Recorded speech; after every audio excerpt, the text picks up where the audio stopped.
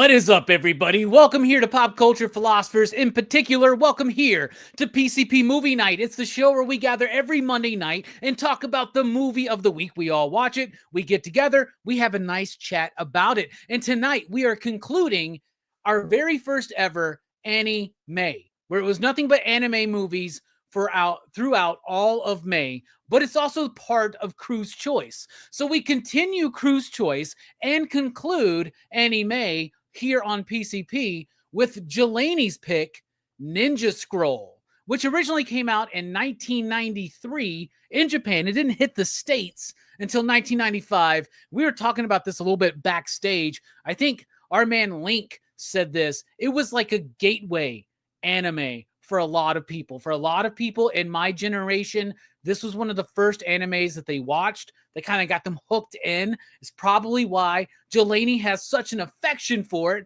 And we are in the year of PCPX. And if you ain't down with PCPX, I got two words for you. Ninja Scroll, snake vaginas. That's 4 words, but also 4 words is Jelani is a mother stepper. What is up, my man? How you doing? Happy almost your birthday. So happy Crew's Choice, bro. Ninja Scroll. Thank you. Thank you. And I will send you the thing that I'm supposed to send you, but not yet because we're doing this. Yay! Yeah. Do it when neither of us are actively talking and paying attention. No, we're all good. And man, I'm so glad to be here. I love this movie. This is my jam. This will not be, by the way, a Funhouse situation because this is awesome. Ninja Scroll is like one of those movies where I'm going to put it on anytime I feel like it. And I'm so glad to talk to other gentlemen who have seen it and see what's going on as far as what they think about it. But I love this film. This is one of the movies that got me into anime. This is one of the films that like changed my perspective on what anime could be. And of course it's grown. My tastes have grown, but this is the one. This is the one that was like, oh my god! And if I have friends over, if I have people over that say, I've never watched anime, this is the first one I show them. So this is my jam. I hope you guys liked it too. Hell yeah, hell yeah! Of course, joining us here for Jelani Week is Brooks. What is up, my man? So. You excited to talk about Ninja Scroll? Not a first-time watch for you. Yeah, when you're an anime fan, this is kind of one of the seminal works that you have to watch. It's a can't miss kind of for anime fans.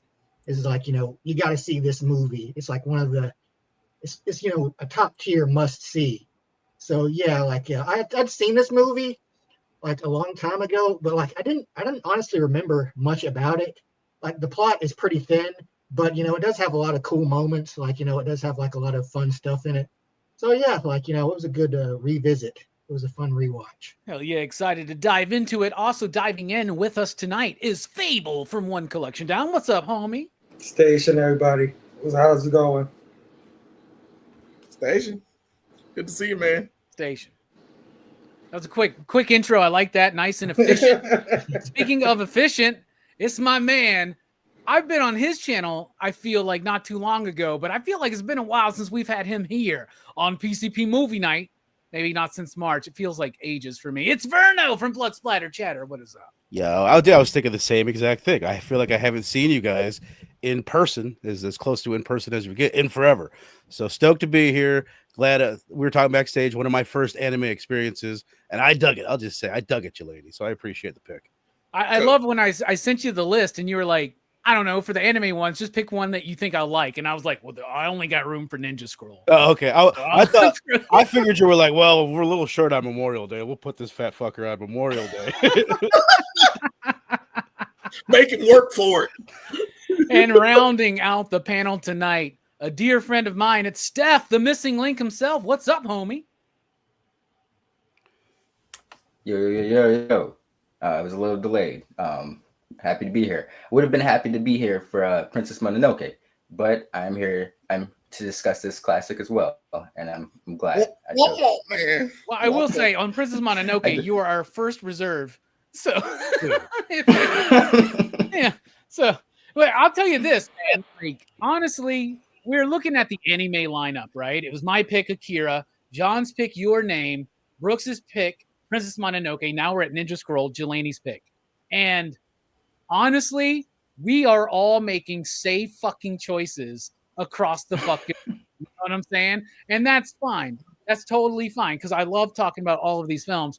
John may be the one that I didn't know about Your Name, but apparently if you're plugged into the anime scene, Your Name is something that's known and recognized. Same thing with the silent voice, though we will say, we said this a little bit in the back chat. I said this, and I'll say it publicly. John picks some navel gazy fucking anime. Like, seriously, dad fucking shit. Like, is Jeff Lemire writing this fucking shit, dude? What the fuck? Y'all ever notice how much John Holshoe looks like Jeff Lemire? I'm just saying, just a little bit, probably a little bit taller. But let's talk about Ninja Scroll. So I said it came out in 1993 in Japan, 1995 in the States. And Link, you were spot on by saying this is like a gateway anime. It was my gateway into it. My buddy Eric literally had these hidden under his bed, 2 VHS, this and Vampire Hunter D.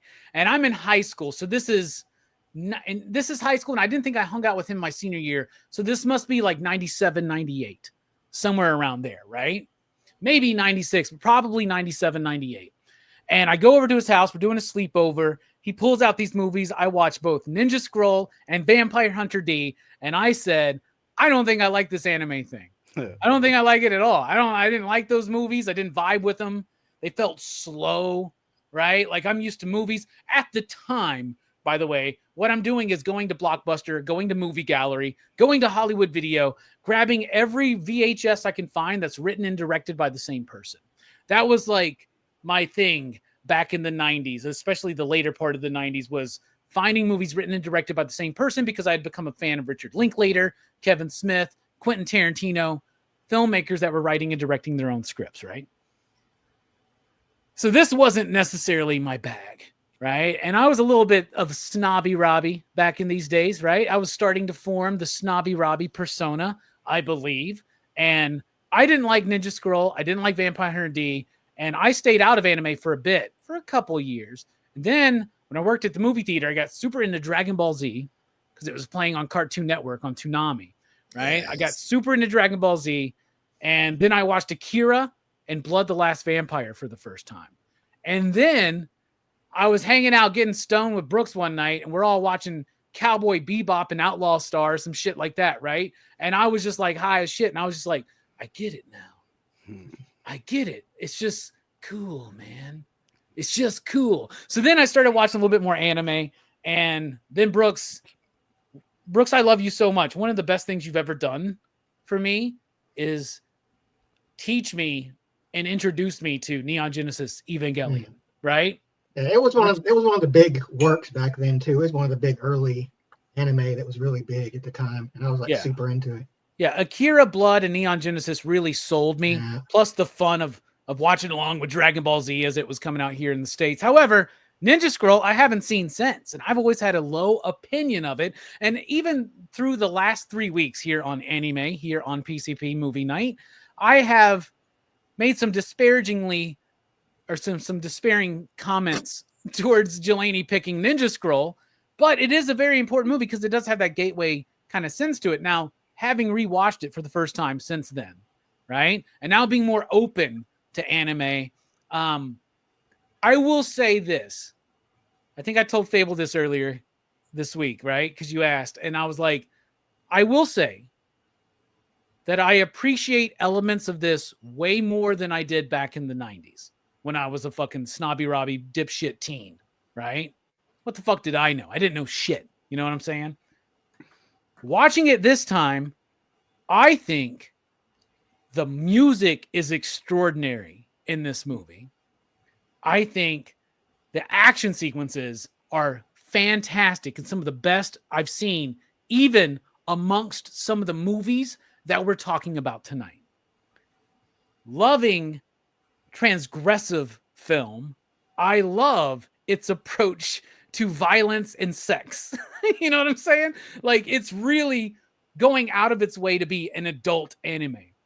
There's a reason why my homie was keeping this under his bed away from the prying eyes of his parents, right? I appreciate all of that. But I do think it drags at the end of the movie. In the third act, it really starts dragging for me, right? And here's the other thing, man. We've been spoiled. We just talked about Princess Mononoke. A lot of people say that's like one of the greatest anime films of all time. We just talked about Your Name, which is a modern anime movie classic. And we talked about Akira, which is animated at 24 frames per second in most of its sequences. That's not Ninja Scroll. You know what I'm saying?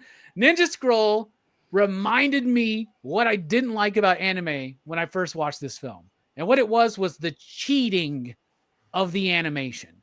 Now, American animation in the 80s and 90s, say what you will. Yeah, we made some decent, fun stuff as kids, right? But when you grow up, you see how cheaply He-Man and G.I. Joe and even Transformers are animated. They reuse bits. There's all this kind of shit. But I also know what Looney Tunes looks like. I know what Animaniacs looks like. I know what Tiny Toons looks like.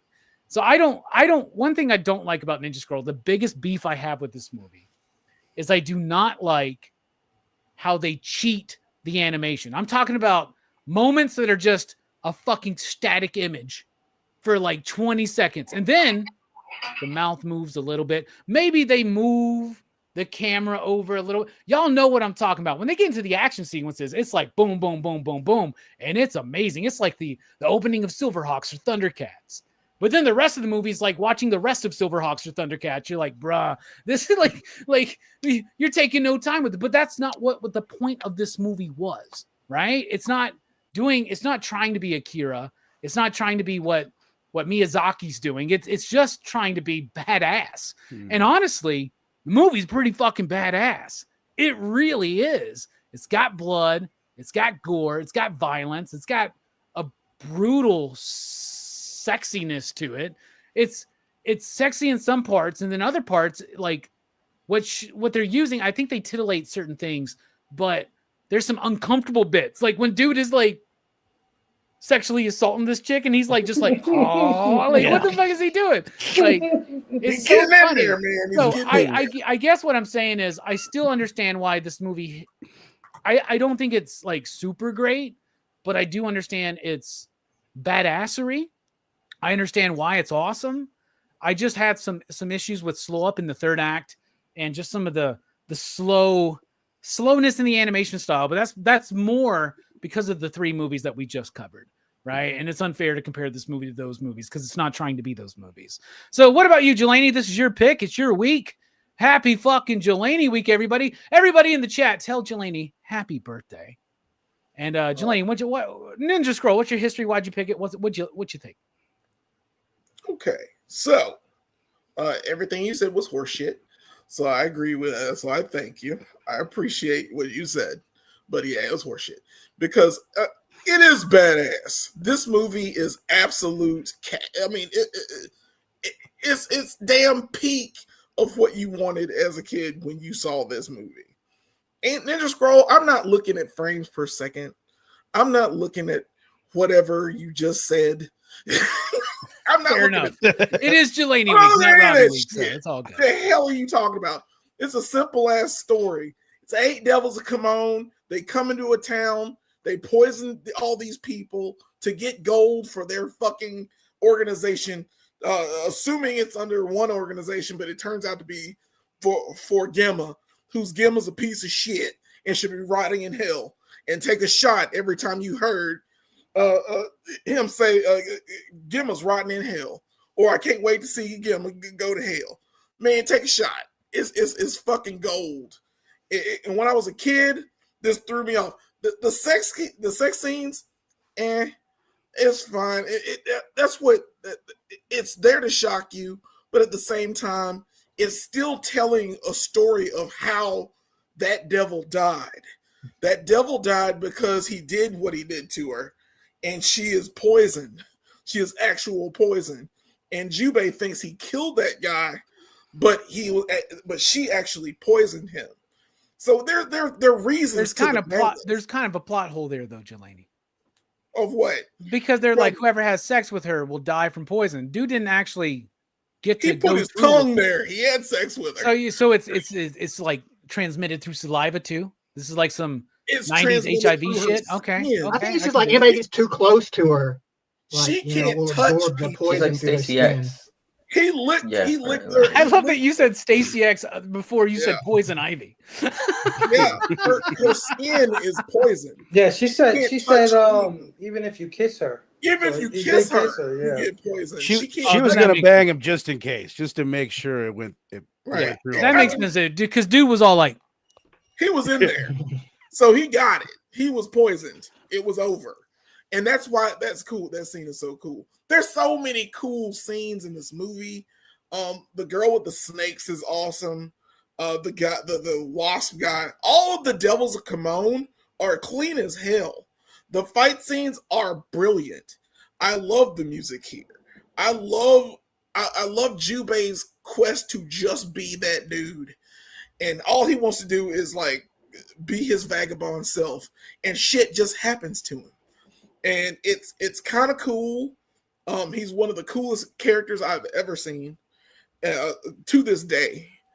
So there are things that I pull from this movie, and I've known about this movie for several years. I've known since '95, to be honest, because I have it on DVD. I had it on VHS. I have an action figure of Jubei that I made myself of articulated icons figures. I couldn't find it for this, but I have it. It's a thing. And I spent a lot of money putting it together because Jubei is one of my favorite characters of all time. It's one of these movies that I've been attached to for so long. And by the way, Vampire Hunter D is good too, and the Bloodlust movie. I don't give a shit what you say. Bloodlust, same director as this movie. Yeah, yes, it works out. Also did, what was it, Wicked City? Did some Animatrix bits. Yes, Yeah. yes. So it's a thing. What's his name? It's I don't know their name. I don't know his name. But- Yoshiaki Kawajiri, I believe. Okay. But kudos to that, bro.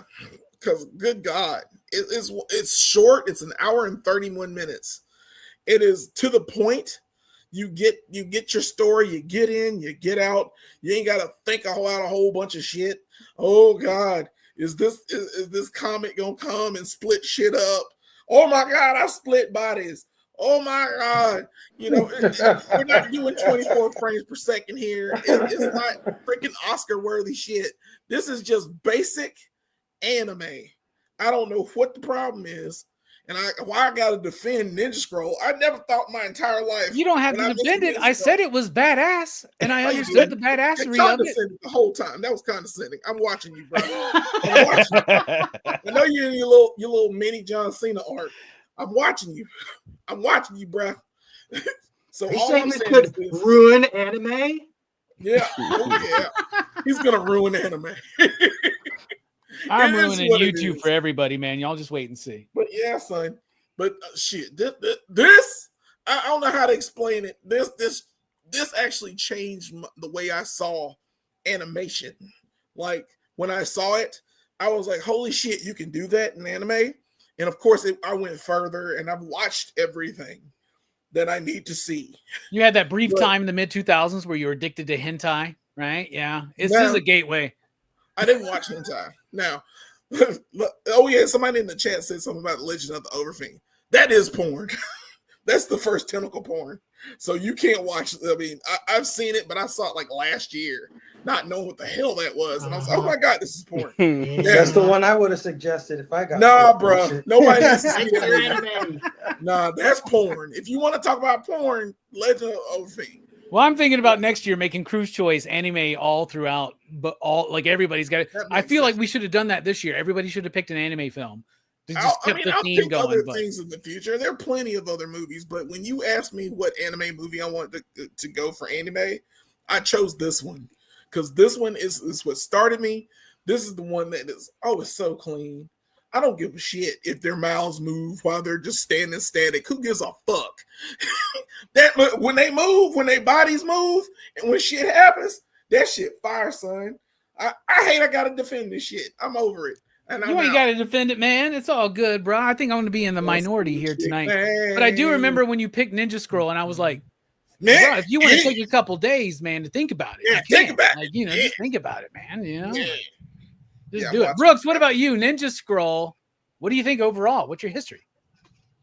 Yeah, like this, like I said, this was an early anime movie from back in the day, and like I remember liking it all right, but like it didn't really stick in my head as much. Like just certain scenes, certain parts of it stuck with me, but like overall, like it didn't make as much of an impression on me. Like I did remember liking it, and like it was one of those first movies that had that kind of like super anime violence, like like Fist of the North Star, where you could have like this like completely over the top like violence, like of course in like Fist of the North Star, motherfuckers like exploding into like blood balloons, but this movie's more about like ninjas and like the dismemberment and shit like that.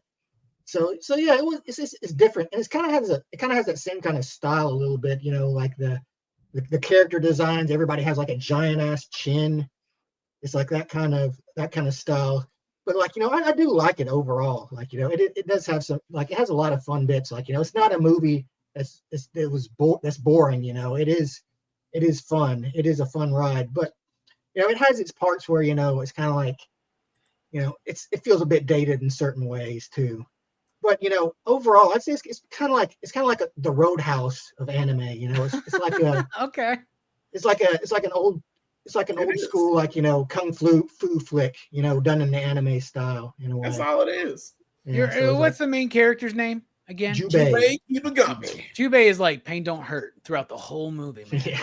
You're right. I like that Roadhouse comparison, man. And talking about like just the style of the art, between this and Fist of the North Star, which I've never seen the anime for Fist of the North Star. I'm just a big fan of the manga, right? But this is the style of anime as far as the look of it that inspired people like Joe Madureira in comics, right? Like that we were getting as this movie was hitting in America.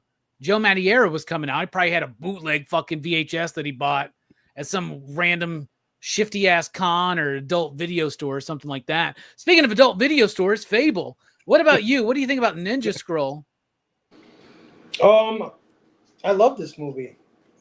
This movie was one of probably the first violent, sexual kind of animes or cartoons period that I ever saw.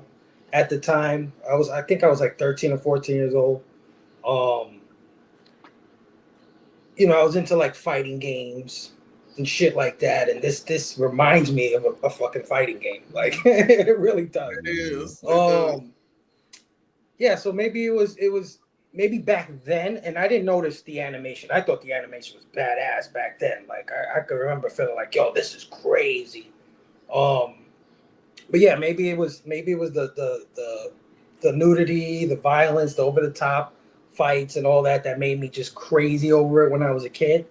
But on this watch, I know what you're saying, Robbie. I know what you're saying. It does have a little bit of whatever cheating, if you want to call it that. But I don't know. I think it's a lot more stylish. It's not trying to be like, you know what I mean? Like there's a lot of good B movie action movies, right? Like, you know what I mean? I don't think this is that big budget kind of thing.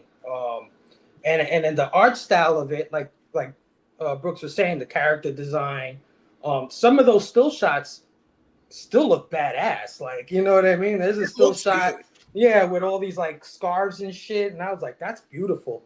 When he's on the boat and everything's orange, I was like, that's pretty gorgeous. Yeah, the plot is whatever, it's serviceable. It's mostly given to you through exposition. But that's okay too. You know what I mean? It's just a cool ass movie. But what this really reminded me of this time around is why I love kung fu movies so much. Mm-hmm. Right? Like kung fu movies like Five Deadly Venoms, White Lotus, 36 Chambers. They all have, if this was live action in the 70s with Gordon Liu with some bad dubbing, I would love it. That's the vibe I was getting. And I mean, on this watch through, like I said, back in the day, it was probably the violence and the nudity. But on this watch through, it's like, this is a straight up kung fu movie, man. A bunch of clans at war, throwing a girl, you know what I'm saying? Badass weapons, right? Like the guy had the claw weapons and the guy had the bees on his back and shit A like giant that. ass Like, shuriken. All the powers of the I guess what they're the 8 demons or whatever the fuck they are, right? Eight Super devils cool, are- all distinct, very cool, man. yeah. They're like boss fights. You're right, dude. Right, They're boss fights. and those kung fu movies, those were as low budget as you could get, and there wasn't really much in the way of a story either. But there's this intangible coolness to it, right? Or the fights, the designs of things. So, yeah, man, I loved it back then for a certain reason, but I love it today for that reason. I would say so. No, Ninja Scroll is badass, man. Mhm. All right. It's Shogun Assassin. That's what Yeah. it is. Yeah. Shogun Assassin is badass, man. That's badass. All right. Verno, your first time watching Ninja Scroll, one of your first times really diving into the world of anime. So, yeah, it's a gateway for you, man. What'd you think overall? I love how much you guys have used the word badass. Because that's like literally like the first time, like, oh, what are my overall thoughts? I'm like, well, it's super badass, that's for sure. And that, yeah, it was, and all that in spades. It was, to me, you guys keep saying things that it reminds you of. Jubei himself and like the story, it reminds me of like a Clint Eastwood movie. He's pretty much, he's the lone wanderer. He's this morally ambiguous guy, and I loved that about it. I did characters, I know we're going to get into it, and it's going to be one of the funnest sections of this, because it was badass character after badass character the whole time. Everything you guys said about the fight scenes was obviously badass. Just to say that one more time. But I watched the first half of the movie and forgot. I'm like, oh, duh, why am I watching this in English? I'm like, fuck.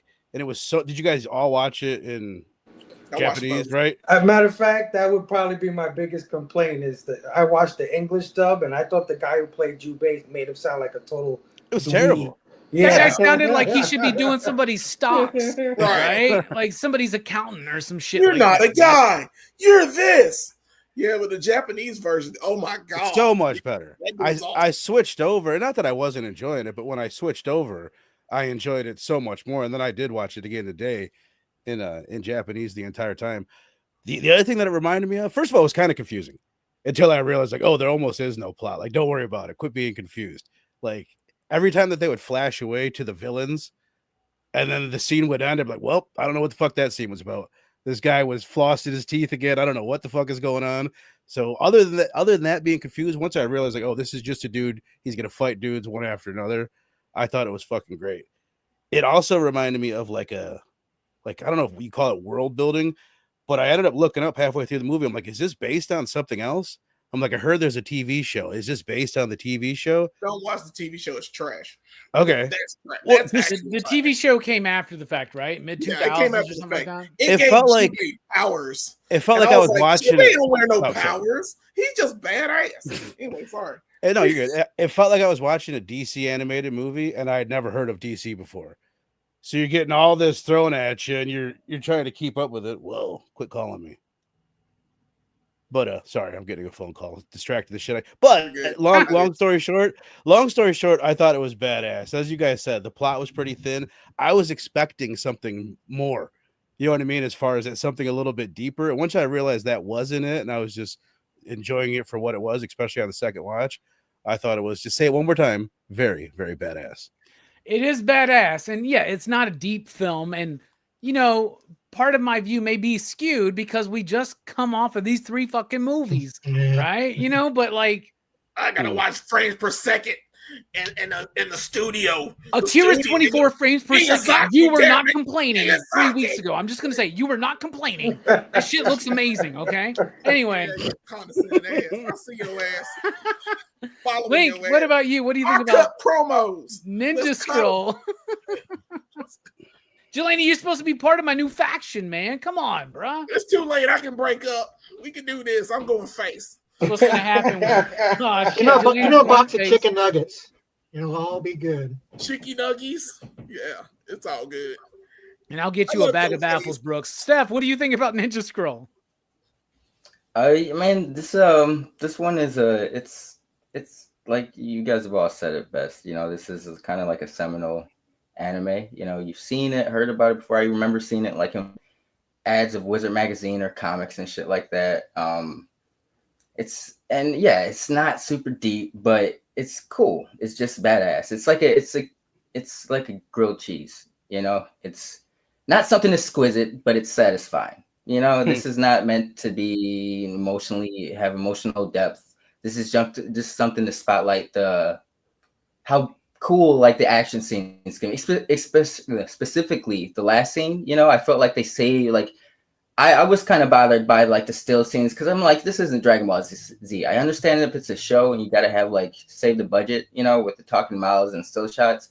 But on the movie, you can kind of go all the way. But that being said, the last action scene where it's kind of like, it reminded me of like T2, to be honest, where he's got like the molten gold coming over him and shit like that. You know, those are like what they saved the budget for. This highlight the dopeness of that, you know. So this is a gateway anime. We've all said it. This is something that will probably, someone who's on the fence about anime, this will kind of get him into it because they don't have to really stick around for the story. They can just kind of peep like a cool action scene or something like, oh, that's really cool looking, you know, and that can be the hook right there for them, you know. So, you know, it's not deep. I don't think it was supposed to be, but it is cool. You know, there is no story, but you know, there's plenty of anime out there like Your Name, Akira, Princess Mononoke that cover those grounds. This is just meant to be stylish, sexy, and cool, which it covers those grounds. So, guilty pleasure. It's cool. It's just fun. You know, Yeah. I've eaten at some of the fanciest restaurants in my town and in other towns. Spent way too much money on a meal. Come back being like, man, I just really wanted some damn Del Taco or some fucking McDonald's or Wendy's or some shit like that, right? And I love what you said about a grilled cheese, man, because I'm going to tell you what, dude. I've eaten at the fanciest places. Ain't nothing like a good grilled cheese, man. Oh, And sometimes all you got to do to make the grilled cheese even more badass is just put 2 slices of cheese on it. Stop saying badass and be like, that shit was grilled cheese, bro. You gotta dip it in tomato soup. That's how you set it up. Good stuff. So I like what you're saying. I like the vibe you're laying down. But this movie's got some characters in it. And some of us watch the English dub. Some watch the original Japanese. But regardless, what's a performance and or character you want to highlight? Jelani, it's Jelani week. It's your pick. You go first. Yeah, thank you, man. Y'all expect me to pick Jubei, but Jubei is awesome. He is badass, but I'm not picking Jubei. I am picking the government spy, Dakuwan. Dakuwan is by far my favorite character in this movie because he is the master manipulator. I think he only got like one thing wrong in this whole thing. He thought Jubei had sex with the poison girl. And that was it. Because everything else, he was like, it's gold. Gold they stole from a hidden mine. In the English version, Dakuwan's voice is the cleanest shit ever. In Japanese, it's even better. And I was like, oh shit. Dakuwan has like his unique skill, the guy with the claw, the Sashima's claw, and he slings it at him, you know, and he's trying to find him, but he's disguised as the tree. And I love that scene. He's like, your technique is all your neck. You know, I love Dakuwan. Like if I was in a ninja movie, I would be Dakuwan. It was just so clean. He got that long ass staff. He's only in it for his country and himself. He doesn't give a fuck about anyone else. He comprised the team of ninjas that just happened to be around and still was able to accomplish his goals. I love I'm glad he wasn't in the movie as much because he made everybody else do the grunt work. But when it was time for him to fight and do things, he's ready. And he was just that dude. And he's like the seasoned ninja. Okay. Yeah. The guy who manipulates other people into doing his work for him. Exactly. Kind of like the Billy Bob Thornton in Princess Mononoke. Yeah. I was about to say that. It reminded me of that character in Princess Mononoke. Yeah, 100%. Absolutely. He is that dude as well. And I appreciate him. I love all the characters in this movie, by the way. Even old dumbass Gemma. Gemma's already riding in hell. So it makes me feel good about that. So yeah, I picked Dakawan. Hell yeah. All right. Nice pick. What about you, Brooks? What's a performance and character you want to highlight?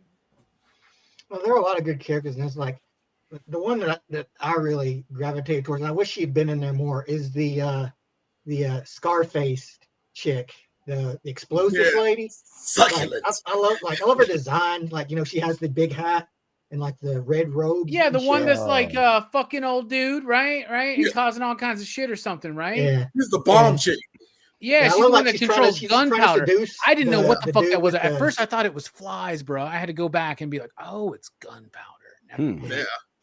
Yeah, she's all about explosives. Like, I love she's like trying to seduce the string guy, and he's just like, he's just like not having it. And then later on in the movie, like my favorite part, probably my favorite scene is when like she blows him up, and she's like, oh, he must have triggered my trap, Womp womp. You're done. Yeah, I wish that she'd have been more in it. Like, but it is cool. She was kind of left to like almost the very end. She was almost like one of the end-to-end bosses in a way. But like she goes out quick though, like most of them do. But like I love the personality and her design. I guess is the thing that really drew me to her. This whole bad guy crew reminds me of some Super Sentai, man. It really does, man. Like just a little bit more like, did you know that Lord Zed's fucking Rita Repulsa right now, Goldar? I know you love Lord Zed. Yeah. Yes. Speaking of Lord Zed fucking Goldar, that's the fan fiction that Fable wrote. So Fable, why don't you tell us what you think for your favorite character? I mean, there's so many cool bad guys in this movie. Part of that clan, like I said, it reminds me of a fucking fighting game. It really does. But if I got to pick, man, I'm gonna go with Jubei. Even though his English dub fucking sucked, he was. It's like they got Walter Matthau to voice him. Yeah. Oh, because you think he's a total dweeb, and he's not that at all. I mean, he whoops everybody's ass. You know what I mean? Like he only got his ass whooped like maybe once or twice. It wasn't even that bad. You know what I mean? He went through that whole ninja clan like easily, almost some of them very easily. Yes. Robbie kind of beat him around a little bit. It seemed like the toughest fight for him was the first dude. Yeah. That's what it's like when you start a fighting game, man. You don't know what the fuck the buttons are doing. Right. and I could see how he was Jelani's favorite one of his favorite heroes or characters, and why he wanted to make an action figure. Because when this movie was over, I was thinking maybe I should try to find a Jubei. If they made a Jubei figure or something, I'll go. He's on Big Bad Toy Store, but he's sold out there. But he's an articulated icon that the Fwoosh made.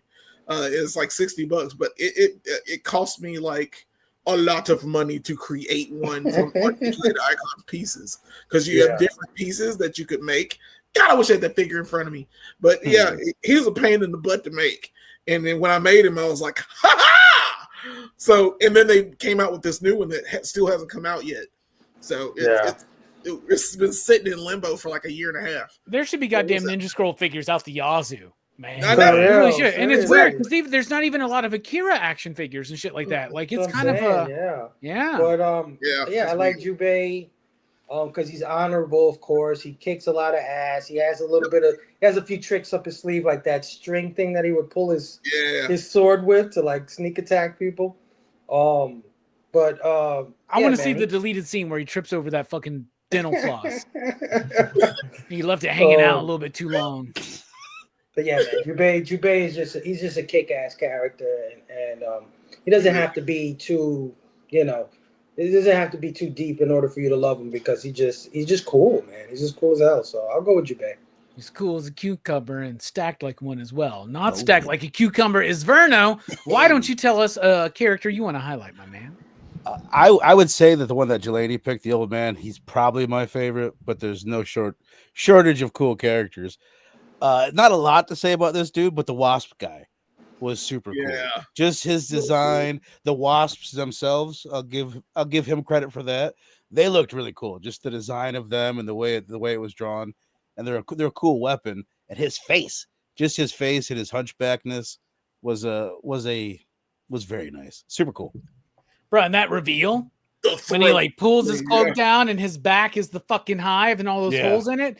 There's Yeah. a word for that shit because it unnerves people. It unnerves, My wife, it bro. unnerves Oh. me, man. My wife. Tryptophobia, some shit Yep. like that. I know what Yeah. you're talking about. Kryptonite. Yeah. I know It'll what be you're- anything. She'll see something. I'll be, oh, look at that. She'll, ew. I'm like, what? She's like, holes. Like, if there's holes in anything, she hates it. Bro, I saw a video one time of a frog that was like spawning shit out of its back, or a toad or some shit. And I almost passed the fuck out, dude. Like, I just couldn't handle it, man. It's I could not handle it, trypophobia. dude. I got that fucking shit too. Yeah. Speaking of It's- holy, what about you, Steph? What's a character you want to highlight? The old dude and the wasp, or the wasp dude was my backup, but I luckily there's no shortage of cool characters.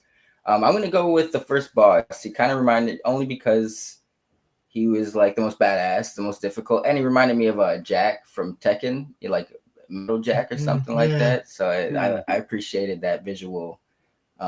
So yeah, I'll go with him. He looked like the rock guy And he from pimp the slapped. Thor movies. Yeah. Yeah, Korg. Korg, yeah. Dude, And I when did he like threw how he those pimp slapped fucking, you, but- he threw that ninja star through the fucking forest, and the way it was just like and Double-edged sword. It's like, everybody up. That shit was crazy. He was bro, they can aiming- hear that coming. You know that, right? Like, bro, you know they can hear that. I really like that character. I thought that that was going to be like my backup, because I thought Jelani would steal my number one, but he didn't. And I'm really surprised nobody took my number one. But that rock dude is the fucking shit, man. He's so badass. And when he dies like Jason in part 4, final chapter, where he like Yeah. falls he down, does, like, right? yeah. It totally Yeah. does, man. That's funny. And I'm wondering, like, did somebody who animated that go, man, I really like Final Chapter, bro? Because this is Yeah. like 10 years later. So I don't know, man, but it's like the exact same kind of kill. I can see But it. my favorite character, I don't even know her name, but it's that snake lady. That snake Yeah. lady, bruh. First of all, how dare this movie have such excessive sex and violence? But man, she's awesome. And then there's that moment I'm watching and I go, did that snake just come out of her pussy? Are Yeah. you seriously? What the Yes. fuck, dude? And no lie, it came out of her vagina. And the snake's coming out. It's It not the garden. reminded me of something I saw when I was younger. And I never have pinpointed this, but I feel like it's a TV show, like maybe an episode of Tales from the Crypt or Tales from the Dark Side or some shit like that.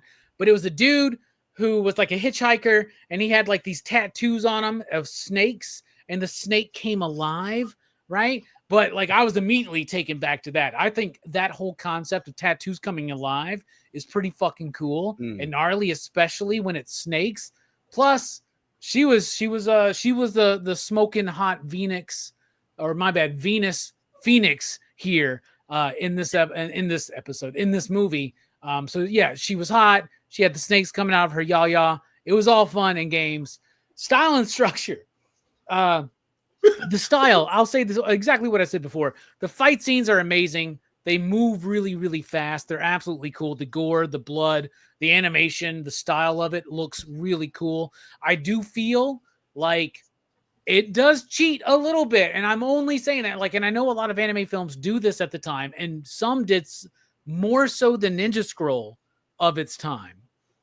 But having just come off of 24 frames a second on Akira and Your Name and Princess Mononoke that are Disney level quality animation, this one just kind of, it took me back to what I didn't like about anime the first time I really started watching it, was a lot of static shots that with a little like kayfabe movement to it.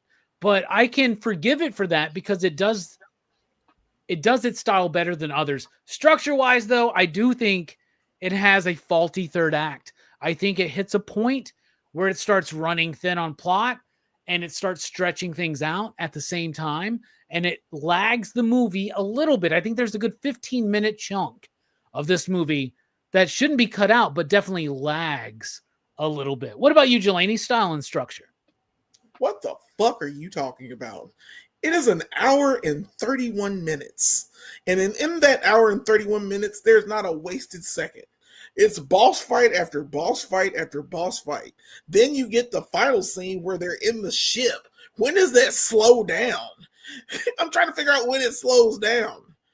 Tell me when it slows down, real quick. I just have to ask. All right. What Well, is there's it? the moment of the almost love scene between our two main characters, and there's a moment where it's in our intro that we did where they're The about to love kiss, scene.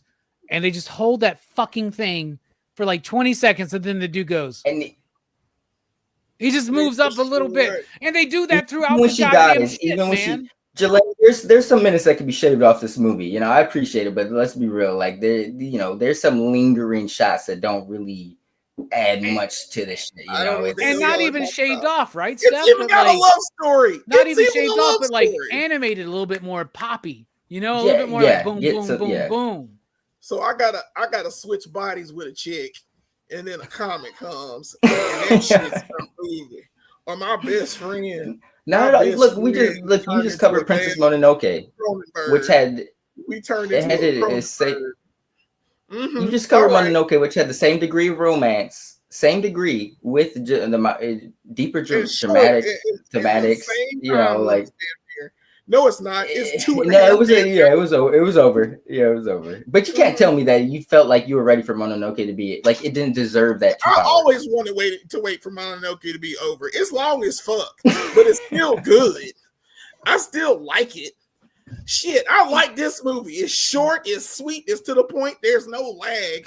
Oh, but that's sitting here watching it. Even if I'm sitting here watching it, it's like, oh, still shot. I don't give a fuck. He's still talking. I'm gonna tell you, Jelani, you're not having like Jelani, you're not having a funhouse experience, but you're acting like you are. I'm just gonna say that, okay? Everybody's gonna be like giving this movie its stars all night long, okay? Look, you're justifying the lingering shots when it's like this movie isn't built off the emotions and the love plot it's not built off that. That's just there for the extra cherry on top, like so that those lingering shots don't add much because it's not a foundation of the movie to begin with. You know, it is a little bit of waste of space. She couldn't touch anyone. She can't touch anybody. If she touches someone, she dies. They explain it in the fucking movie. I'm sorry, it's exposition, but it was necessary exposition. I've watched. It was more of a sex position. No, you're thinking about sex. That's the other thing too. Let's go to the sex part. You have to look at her. I keep forgetting her name. God dang it. Jelani, for the first time ever, going to be like, look, guys, let's not think about the sex.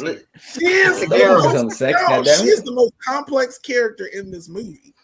She's a poison tester. She got all of this poison that's in her body. She can't find love. She can't touch anyone or they die. She's rogue. Yeah, but they don't. That's there, but they don't. That's not something they really focus on, though. Yes, they do. That's her whole character. In fact, her character is the exposition, though. But we don't. Jubei's poison. She's the antidote to Jubei's poison. Y'all didn't watch this movie. I can tell you. No, you're reading too much into it, but that's okay. That's okay. You know, like this is a straight up action movie. You know, like this is not. She's cut off from it. She's feeling closed off and isolated because she can't touch people. You still hear me even though your camera's off. This is not focused on that. This is, let's be real. Like there's anime movies out there that are like an hour and 15, 20 minutes. Sometimes they're 45 minutes. That's the beauty of anime. Let's be real. I just stand by the opinion that this movie could have shaved off like 10 minutes easily. Still dope as hell. And badass. And badass, yes. Like a grilled cheese. Refusing to straight grilled cheese. Fine. Brooks, what do you think about the style and structure of the movie? Well, I like the style of this movie. Like it is like very much of that kind of like gritty anime style, from back in the day. Like I said, it kind of reminds me a little bit of Fist of the North Star and like the character designs. I like the dudes are all like, these jacked cut motherfuckers and like, but everybody has like these really angular faces. And like, I think like, the real selling point of this movie is like the violence, basically, like, and it delivers, like, it gives you that, that action movie dopamine hit, it delivers on that, like, and that's I think the main saving grace of this movie. I think if it didn't have like, that kind of stylized action, it would still probably be a pretty decent movie, but like, it wouldn't be like, one we talk about, it wouldn't have been like as iconic as it has become.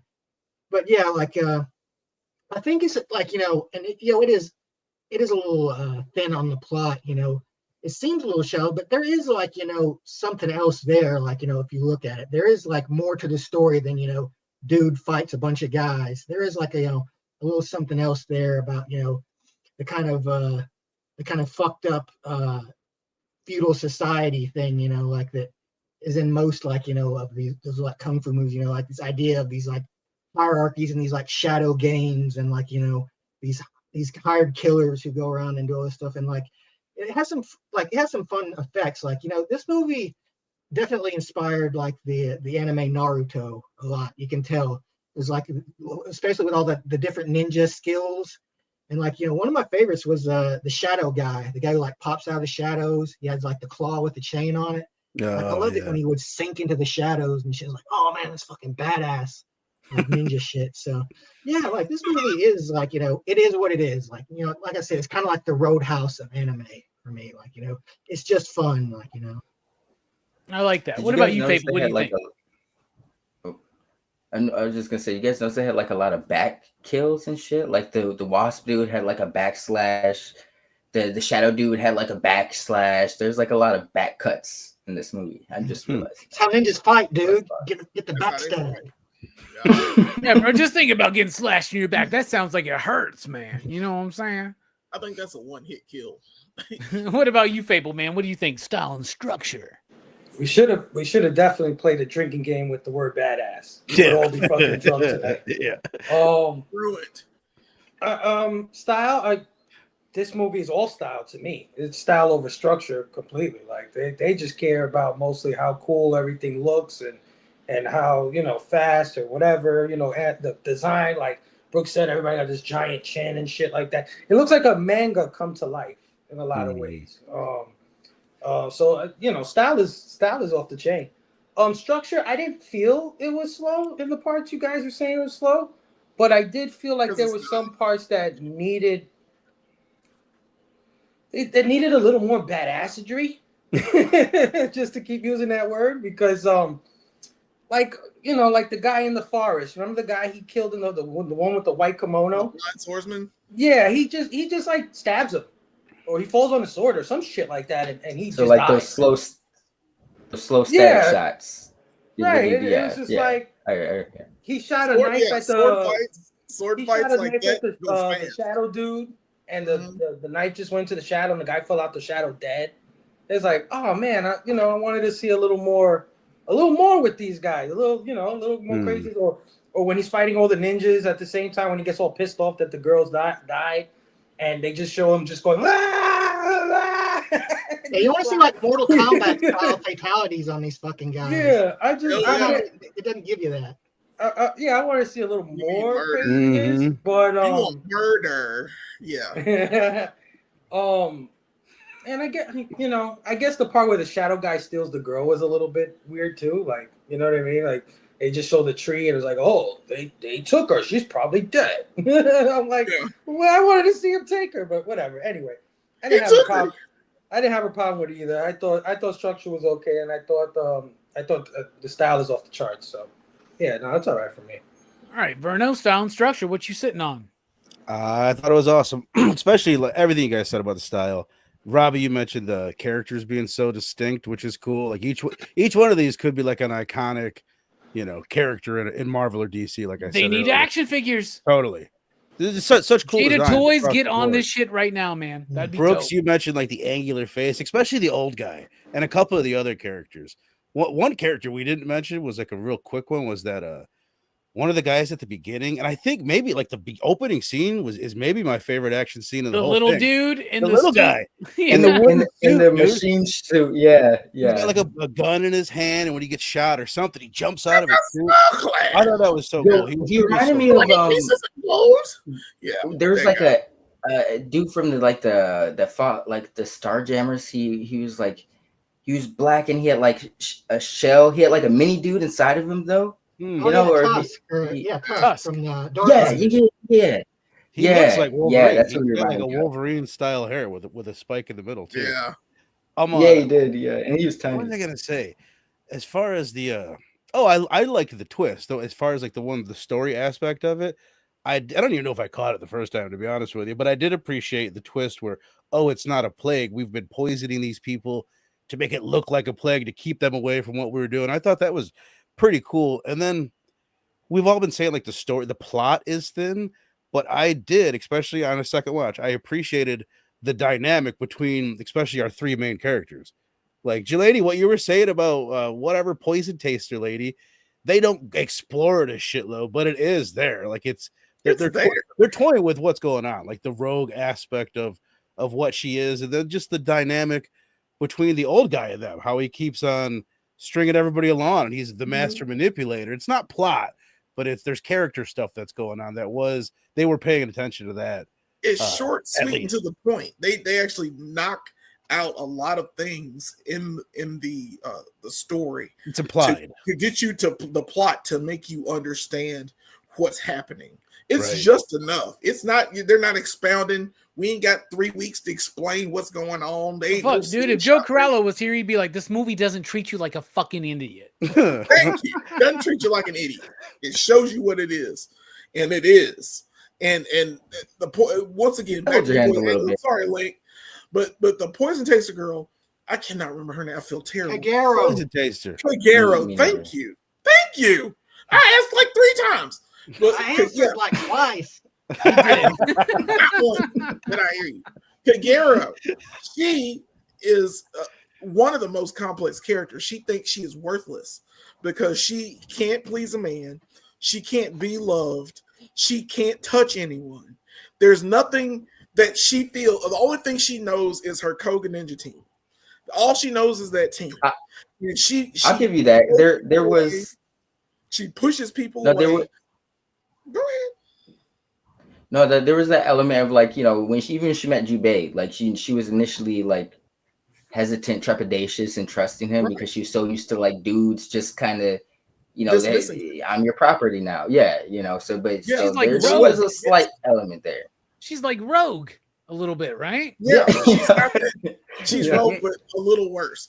Because she has to live in a man's world, especially on a ninja team, where she can't do anything but poison test and be a ninja, and that's her life. And like even the shogun, even the shogun of the cult or of the clan, he's so dismissive of her. He's screwing a girl. He's getting ass. He's fucking a girl. He's just goddamn talking while he's like fucking.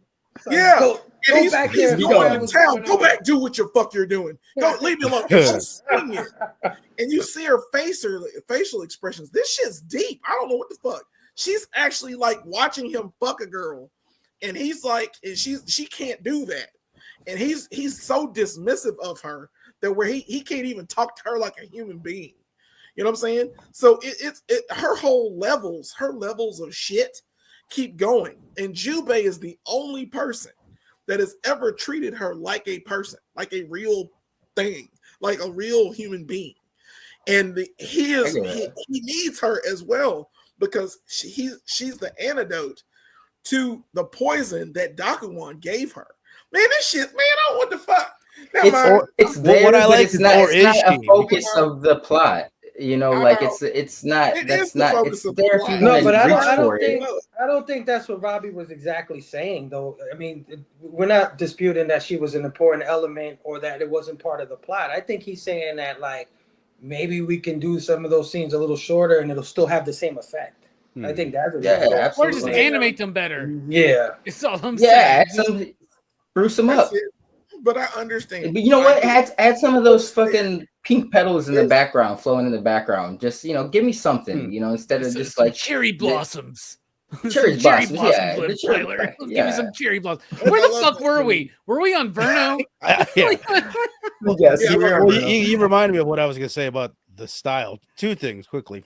First of all, me not having watched all the movies that you guys just watched and not being that familiar with it, I took away from like this is pretty cinematic for a animated movie in 1993. I thought there was a lot of like layers being used, like Disney-esque layers, where it's like the moving backgrounds and things like that. Like it I get what you were talking about, where they were cutting corners, where they would just have her eyes like shaking and stuff like that to signify some stuff. But outside of that, I thought it was pretty goddamn cinematic.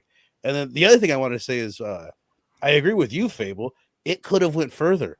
Like the main thing about this movie, and granted, it was 1993, so I don't know where to compare it to, like what was going on in the genre in 1993. I would say it was budget. That'll explain what Robbie's talking about with animation. That'll explain, like, trying to kill these guys quick, because there's 7 of them, right? Right. It's got to be an hour and a half. And he just ices pretty quickly, I think the only other anime that I'm like the anime that I think I'm most familiar with is One Punch Man. I forgot about that. Like I love One Punch Man. Yeah. And it's been a while since I've seen it, but I remember that being like probably a lot more hardcore than this is. I don't know. At least I've seen something that felt more hardcore than this. So it felt almost not that it was restrained. It was like you'd have this crazy fight and a bunch of gore and some gnarly transgressive stuff happen, and then it wouldn't happen for quite a bit. You know what I mean? For a couple fights, it would just be like cool action stuff, but not all the gore and all the transgressiveness with it. And before the day of One Punch Man, Naruto, and Dragon Ball Z, and all this shit, y'all remember the day of 26 episode anime series, right? Ninja Scroll would be one of the most badass 26 episode anime series, right? Meaning you take all 8 bosses, you stretch that shit out over 26 episodes. There is a clean zone, Verno, of 26 episode animes, right? Or less, right? But like things like Cowboy Bebop, they develop their structure and they go with it. And if Cowboy Bebop, if they try to fit all that in one movie, right, it wouldn't be quite what it was as a series, right? Neon Genesis, same thing, right? But we are in this day now of One Piece, My Hero Academia, where like everything is so fucking long. It just keeps going and going and going. Speaking of the Energizer Bunny, Link, what do you think about the style and structure? I mean, yeah, it's straight to the point. It highlights its badassery, its grilled cheesiness. And I stand by. I would shave off about 10, 15, just a few seconds. I think it's a few seconds from each scene where it's just static moving and stuff would add up a lot. Not saying eliminate the whole scene, just shave off a couple seconds, But at the same time, that was the style of it. That was indicative of the times, so it's a nostalgia piece at the same time. So I can't be too critical, but it did its job, I might pick at it a little bit, but at the end of the day, I think it nailed what it was aiming for. Hell yeah. The score is composed by some dude who I don't know because I've already closed out that tab of my Wikipedia. However, I will say this. The music in this movie is phenomenal. It's really good. And it's something you can listen to on its own and thoroughly enjoy. It has classic elements, but at the same time, it really ramps it up in those action sequences. I think the music is splendid. One of the best parts of the movie. What about you, Jelani? Yeah, I love this music. I love the ending music for this. It's so sad and poignant. You're like, oh God, this guy. Oliver Harper. I'm sorry, I'll interrupt one time real quick. But Oliver Harper said, "I love the music in this movie. It's badass. But when you get to the end, it sounds like shit you would hear a drunk middle-aged Japanese man singing karaoke, but it still fucking works." It works. And you're like, what? Toganaka-tu. And you're like, oh, that's sad. That reminded me of the song at the end of Last Blood, it's a long road. Yeah. Yes. I love all the music in this. And it's feudal Japan, and they have, it's got all those beats in it. And I'm like, oh hell yeah. This movie does what it needs to do, and the music guides it there too. It's there. It's worth it. It's not even stock to me. It's just really decent. I think it's just decent music. That's all I got. Yeah, Brooks, what do you think about the music? Tell us about the music for you. I like it. It's a solid soundtrack. I could see like it would be a fun one to listen to. Outside of the movie, like it really does accentuate the movie in a lot of ways. It doesn't step on the toes of the animation. So yeah, I think it's pretty good. Not like like it wasn't like super memorable, but there were some like parts that were pretty memorable, you know. But, So yeah, overall a pretty solid soundtrack, you know. Okay, good deal. Speaking of solid soundtracks, Fable has a solid soundtrack, and it's like womp womp, one collection down. I'm a terrible segue guy. Those transitions aren't as easy as they seem. No, they're not. They're terrible. They're actually terrible. Yeah, man, I can't really add to that. I like Brooke said, there's nothing really that stands out to me too much. So that means that it did its job when it needed to do its job. I mean, I guess it did have that cool, like, what is it, like that war drum kind of shit going on, like that. Percussion's great in this. You know what I mean? That cool, that shit going on. It's war. It's like a beat of war, and it's a cycle of violence, and it does that music. And it has that flute shit, like you said, that woo, like. All that good that shit, flute shit.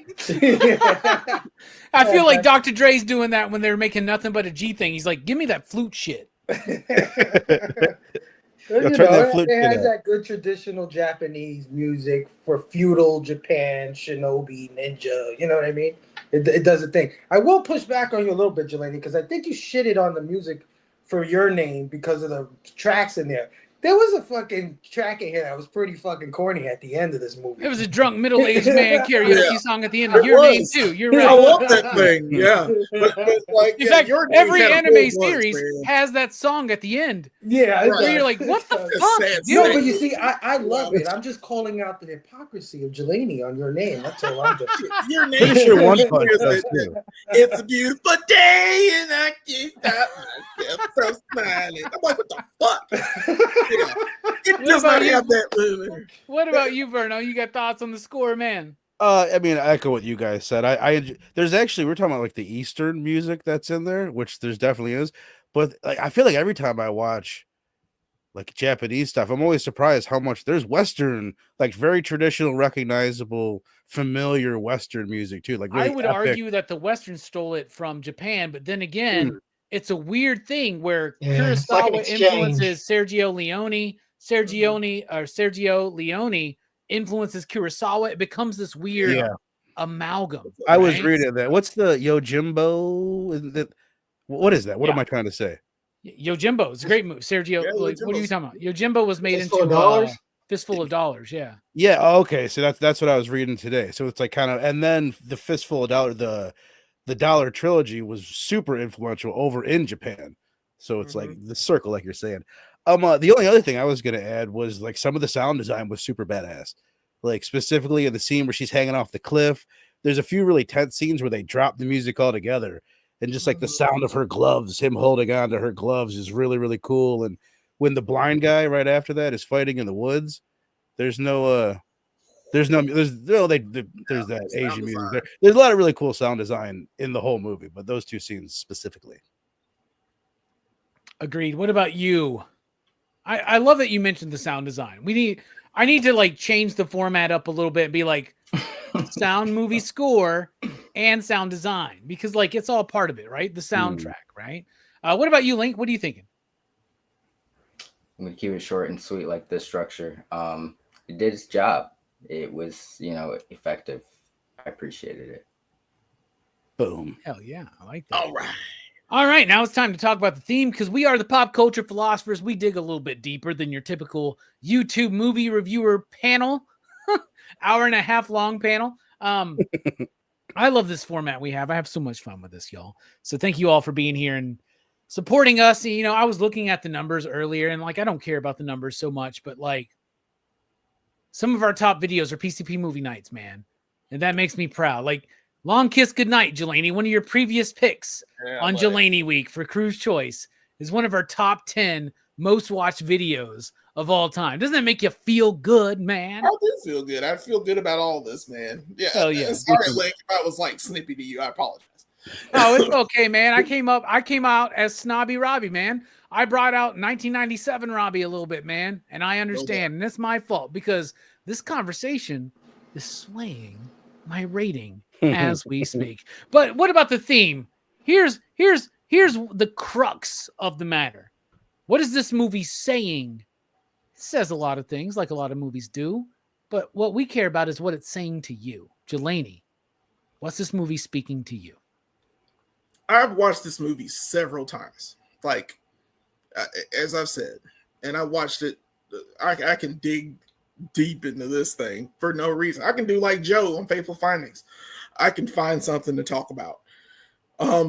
This movie has a lot of the past, and it's the burden of it, of how you find Jubei's backstory. Jubei is a character that he's a man. He's basically a Ronin. He's a man without a clan. In fact, he killed his entire clan because of the mind that's going on right now. All this stuff came full circle for him. So he's having past memories, and the man that betrayed him was Gemma, the main devil of Kimon, who wants this gold, and he was willing to manipulate his clan into getting it. And there's so many, he's burdened by that. And he's burdened by everything that's happened to him in this violence that he's had to perpetuate to kill his own clan. So he is out on his own. Also, I get like the love and the loyalty because it's brought back to him through Kagero. It brings back his humanity. He's a vagabond, but at the same time, he's able to bring back someone in his life that gives him meaning, gives him purpose. And even though he's hardened for this stuff, Kagero kind of softens his heart and makes it better. And I feel like that's more, there's a love story that's there. There's the there. That's why I love this so much and fight for it so passionately. Because it's the first thing I've ever seen. This is the first real anime that I saw where it was more than just cartoony Disney-ness. I saw love and loyalty through that. I saw his burden and how he is there to overcome it. I've seen the cycle of violence that is perpetuated by it, because feudal Japan itself is a violent, Wild West place to be. It's hard to live in this time, and they're fighting clans. The whole point of this was the gold that was in this hidden mine was going to be used to fund a civil war to take out. I mean, it even has historical backgrounds of the Tokugawa clan, and I forgot the other clan, but the actual reigning class of Japan were going to these shadow shogun of the dark were going to take this gold, start a civil war, and try to take over the country again. So it's all there. It's even got historical backing. So I see a lot of different themes in it. I think it's one of those movies where you see Jubei and you're like, all right, he's fine. He is a Clint Eastwood. He is that dude that's wandering in. But at the same time, he's wandering in from this burdened past that he has and the cycle of violence that he continues to find in his life. Like, he finds it. It's coming to him. He's not asking for it. So I think that's a lot of it. Just the cycle of violence and his loyalty to Kagero. Oh yeah, That's well it. said.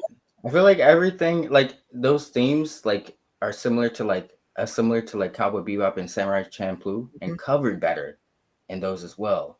Which is so fine. It kind of goes back to the point of what I think this would work great as granted, redone Samurai as a series. Champloo is one of the greatest anime series of all time. Okay, And Bebop. Let's be let's Bebop's cool, but Samurai Champloo is better because it's like no, I won't go that far. It's I on will. the edge. I will, my friend, because jazz is all what, Jelani? Jazz is all what? Jazz is bullshit, but at the same time, Jazz told a story in Bebop. Jazz told a real story in Bebop. This is the one time Jelani sticks up for Jazz. Yo, I respect that. Yes, the only thing I like about Jazz that. is Cowboy Bebop. That's it. Other than that, Jazz is bullshit. I'll take I just that. love that Samurai Champloo has a whole goddamn episode about baseball. Baseball wasn't even invented yet. You know what I'm saying? I love that shit. It was definitely taking liberties. You'll ever see, man. Yes, sir. Yeah. All right. Agree on that.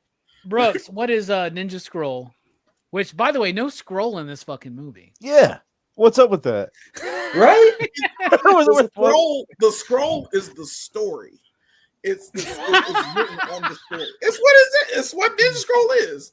I just love how deep like the you Disney dived Star into Wars this movie, man. scroll. You're like, the scroll is. Right? I love it. I'm Joe Corralling the hell out of it because I love this. Brooks, what's this movie saying to you, man? I think this movie is about being used, and like that's kind of like that's a very that's a theme in a lot of like movies, especially regarding like spy crafts and stuff. Is like the idea of people who are basically tools for other people, like they're basically pieces on other people's game boards, and like like a lot of the times like they try to drain the humanity from them to make them more perfect tools, but it never works because that humanity is always there. And I think that's why the relationship between Kagero and Jubei works so well, is because like he knows that she's being used, and he remembers he was used, and he's being used again by the old guy, kind of. Yep. So it's like he sees himself in her plight, and that's why like even when he's got the opportunity to do a little with her, like he turns it down, but like he does. Like I love that he embraces her, like to show her like I do care for you, but I'm not going to just do it just to like for that reason, like the reasoning wasn't good for him, He I wanted, like that, but I'm going to tell you what, man. If I had enough sake that night, my response would I'd have been have this. totally been like, I'd have got her. "Girl, please. Damn. Every time I do that, I fucking like get a cramp in That'd my been a fucking tender neck love muscle. scene. Jesus Christ! All right, Tender love scene. We don't need The eye Fable. contact. whole titty. in your Fable, mouth. A whole titty. The whole titty. Like yeah, I got up in there. you think in you had there. the world was trying to the Hakutua move after all that? Like, we're not all going to try to put a whole titty on our mouth after that. We've all been putting, god dang. Fable, what do you think, man? And run long. I got to be right back, man. I got to go grab some defense. I can't. It's not too many things for me. Send it to me. Man. Oh no, I think Brooks and Jelani nailed it. The only thing I would add probably for me is like when you're good at something, you're fucking good at something, right? Like you could try to escape that shit all you want, but when you're a badass ninja or you're a goddamn hero, at heart, no matter what you do, man, you're gonna find yourself in that predicament where you gotta come out and show people. He tried to run away in the beginning, like I'm done with this life kind of shit. And then Rock guy came along, whooped his ass for a few minutes. He was like, nah, fuck that. Started whooping his ass. Then the old man came, said, listen, I got 100 gold for you. He's like, go fuck yourself. Take your gold. Go fuck yourself. And it was like, he still ended up doing the shit. You know what I'm saying? Yep. And I don't even think he got paid at the end, right? He didn't. No, he had to jack he stole his money. He stole his. He got it towards the end. The old dude tried to play him, and he was like, gotcha, bitch. Yeah, at the last second. So, yeah, man, when you're a hero and you're good at shit, it's just like, no matter how much you try to hide it or deny it, it's going to come out. So that's the only thing I would add, but that's not too deep, but, it's what I got. Deep enough for me. What about you, Verno? What you feeling? I'm glad Jelani and Brooks and Fable to a degree. You guys went deep because I have very little. The thing I was gonna say is this film tells you that when a hot chick gets naked in front of you and tells you to take her, you fucking take her. You don't ask questions. You don't sit and think about it. You just take her. But I also you deal with the ramifications after. I wonder if there's anything that we wouldn't quite get about the Japanese government and that character in particular, the old man, that like is he a representation of the Japanese government and their manipulative ways? Yes. And you know what I mean? Like I feel like there's Yes. something there that goes over my head. And there's also a bit of just like the Lone Wanderer bit about what would you say, like making your own morals or whatever, like being your own judge or whatever. There's definitely there's this whole ambiguous not nobody, but the three main guys, it's not cut and clear if they're good guys or bad guys. Even the old guy to a degree. I'm not 100%. By the end of it, I'm like, okay, maybe he is pretty bad, but at the same time, I kind of feel like there's good in Jubei. Yeah. He's like a Nick Fury, he poisoned Jubei for the right reasons, but he had to get down and dirty to Perfect. Make shit happen. He knew what he needs to do to get these people together. Yeah, he's And like the the David poison- Hasselhoff. Yeah. You know, he does what he has to do when he's Nick Right on Fury. the He does beach. what he has to do when he's David Hasselhoff of Baywatch. Who wants to go episode by episode through Baywatch? That sounds like a really fun show. We could do it monthly. That would be everything. fun. Do it in slow motion though. I'm in. Yeah. People stand in the I'll be darkness. there. We could shave 20 minutes off of those for sure. Steph, Ninja Scroll. What's the theme singing to you, my man? I'm gonna be a 2 pump dump tonight. Just grilled cheese. Be badass at all times. You know, that's what it was speaking to me. I like that. That's good. All right. So I had to pick. I have both Cowboy Bebop, the entire series on Blu-ray, and Samurai Champloo. So I'm not just talking to my ass when I say Respect.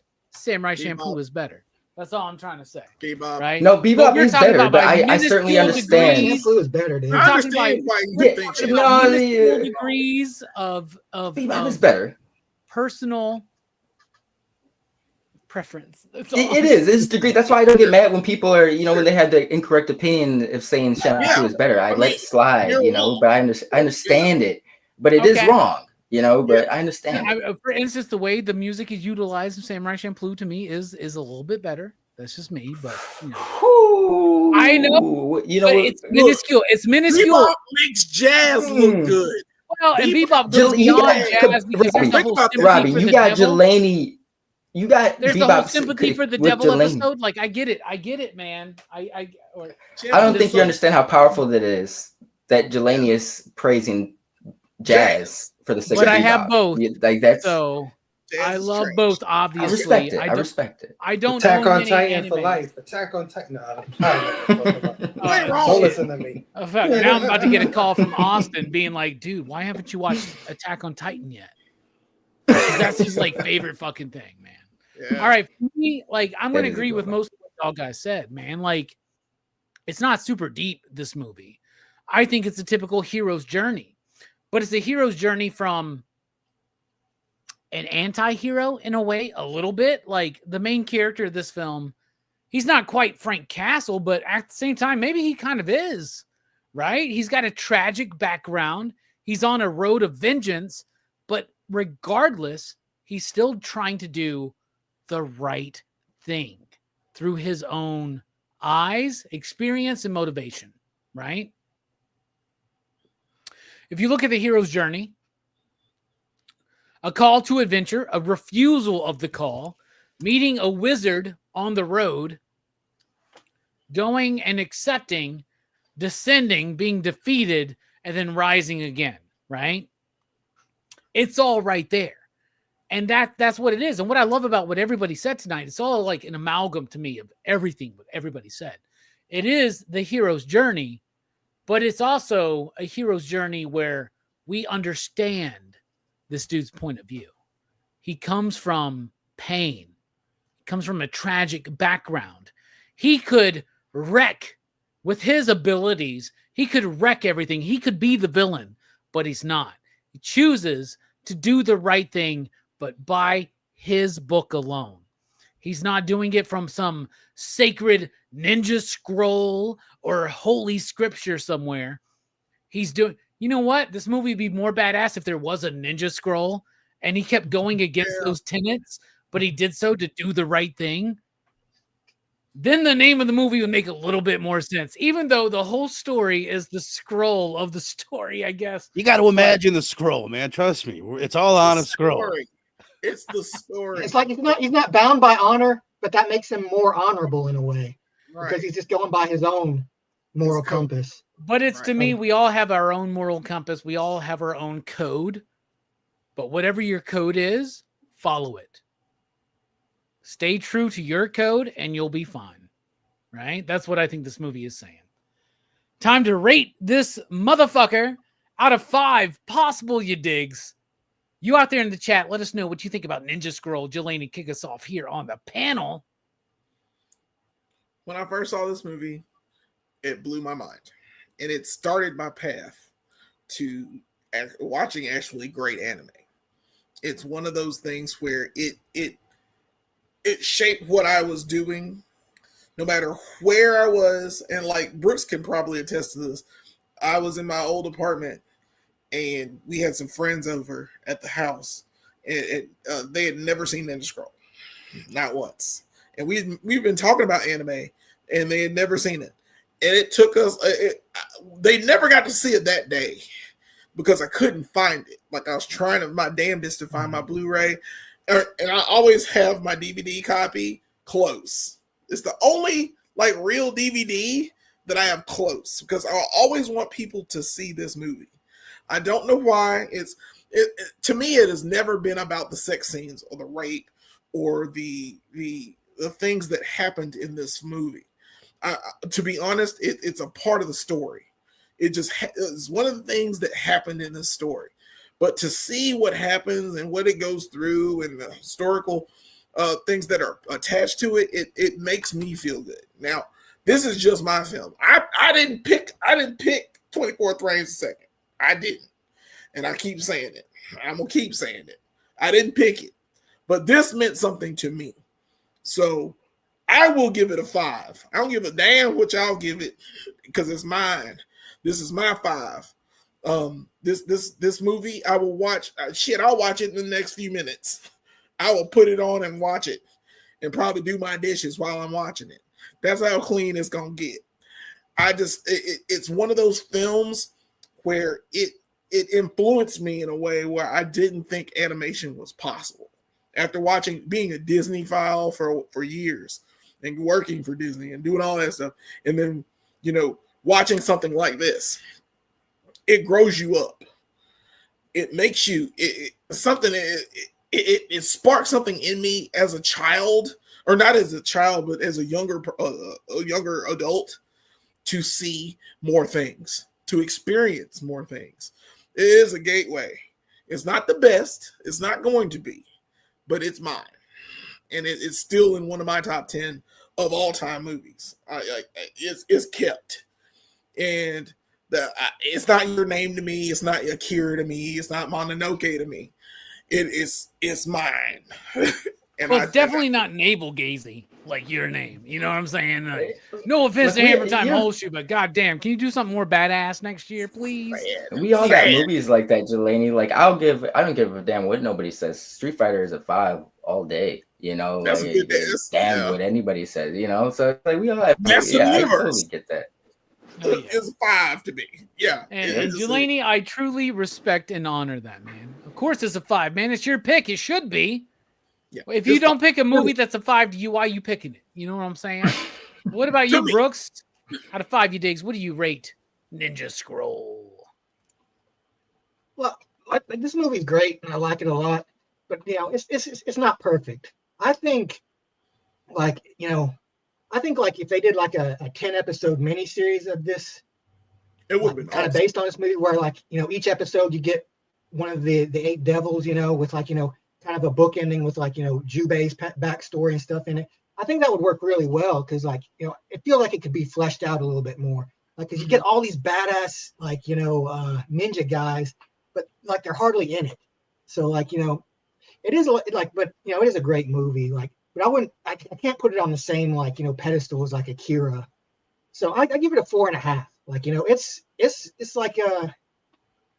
is it's a classic. I would definitely say it is a classic, and it's not somebody you'd have to know somebody was in would be up for it. It's not one you could just show to anybody, I don't think.